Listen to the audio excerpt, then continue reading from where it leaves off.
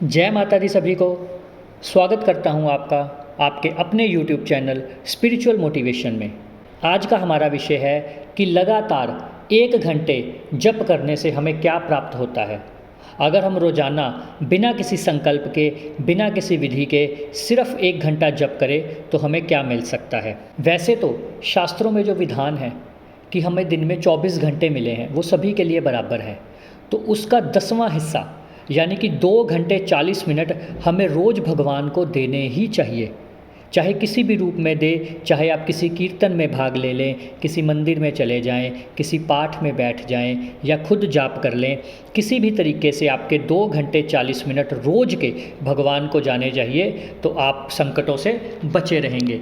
पर चूँकि आजकल जिम्मेवारियां बहुत ज़्यादा हो चुकी हैं, लोगों के ऊपर बहुत ज़्यादा बोझ है, काम का, परिवार का, और बहुत सारी चिंताओं से लोग घिरे हुए हैं, तो इसलिए आज मैं आपके एक सवाल का हल करूंगा कि यदि आप कुछ ना करें और सिर्फ रोज़ 1 घंटा रोज़ाना जप करें तो आपको क्या प्राप्त होगा।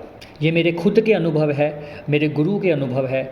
जो भी मैं बातें आपको बता रहा हूँ ये हमारे अनुभवों पर है, ये प्रैक्टिकल की हुई बातें हैं। हम किसी किताब से पढ़ के या किसी की सुनी हुई बातें मैं नहीं बताता, ये मेरे खुद के अनुभव हैं, तो आपके काम आएंगे। देखिए, अगर आप रोज़ 1 घंटा जप करते हैं तो पहले तो आपको धीरे धीरे, जब आपको 2 दिन 4 दिन 5 दिन हो जाएंगे तो आपको बैठने की आदत बनेगी। सबसे पहली बात तो ये होगी कि आपका ध्यान लगना शुरू हो जाएगा। आपको लग रहा होगा कि आप जप कर रहे हैं, आपका ध्यान, आप मेडिटेशन नहीं कर रहे। पर जैसे जैसे आप जप करते जाते हैं, जैसे ही आपका जप आधा घंटा 45 मिनट का होगा तो वो ऑटोमेटिक ही अपने आप आपको ध्यान की तरफ ले जाएगा। 12.5 मिनट का ध्यान होता है, याद रखिएगा। 12.5 मिनट का ध्यान, फिर धारणा और फिर समाधि लगती है। तो जिस प्रकार आप रोज़ जप करते हैं, 1 घंटा अगर आप रोज़ाना जप करते हैं तो सबसे पहले सबसे जो महत्वपूर्ण बेनिफिट है कि आपका ध्यान लगना शुरू हो जाएगा।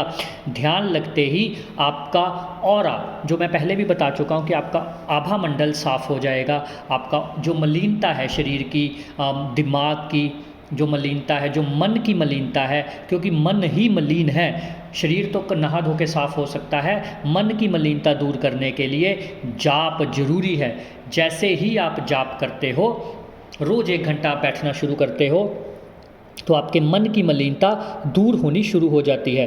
फिर धीरे धीरे करते करते जैसे जैसे आप इसमें पक जाते हो, रोज़ जाप करते हो, तो आप उच्चतम से उच्चतम ध्यान की स्थिति को प्राप्त हो जाते हो। फिर कैसे आप बैठोगे आप 1 घंटे के लिए, कब 2 घंटे 3 घंटे हो जाएंगे आपको खुद भी पता नहीं चलेगा। यही होती है धारणा। जब आप एक स्थिर लक्ष्य करके बैठ जाओगे और आपको खुद पता नहीं चलेगा कि इतना टाइम हो गया बैठे बैठे, तो तब कहते हैं कि भगवान के प्रति आपका प्रेम जुड़ना शुरू हो गया। अब भगवान भी चाहता है कि आप पाठ करें, तो यही फ़ायदा होता है रोज़ाना जाप करने से। आपकी मलिनता दूर होती है और आपका ध्यान पक्का होता है, आपकी धारणा स्थित होती है। फिर आप धीरे धीरे सिद्धियों की तरफ बढ़ना शुरू हो जाते हैं। इसके साथ ही जब आप रोज़ाना बैठना शुरू करते हैं, फिर धीरे धीरे ध्यान पकना शुरू होता है। जैसे ही आपको इस विधि को करते कुछ दिन हो जाते हैं, फिर आपके चक्र बनने शुरू हो जाते हैं। चक्र फिर आपके कुंडलिनी के ऊपर प्रभाव डालते हैं, कुंडलिनी उठनी शुरू हो जाती है। धीरे धीरे करते करते कुंडलिनी उठनी शुरू हो जाती है। कुंडलिनी उठते ही आपके विवेक का विकास होना शुरू हो जाता है। जब आप रोज़ाना जाप करेंगे, देखिए मैंने तो आपको जो बता दिया वो बता ही दिया, पर जैसे जैसे आप रोज़ाना जाप करोगे आप खुद अपनी दिनचर्या में परिवर्तन महसूस करेंगे, आप ऊर्जावान महसूस करेंगे।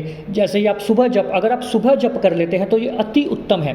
पूरा दिन आपका बहुत अच्छा जाएगा, आप एक अलग सी ऊर्जा अपने शरीर में महसूस करेंगे। आपके आसपास वाले लोग कहेंगे कि आप कुछ तो अलग कर रहे हो, आपके चेहरे की चमक बता देगी कि आप कुछ तो अलग कर रहे हो।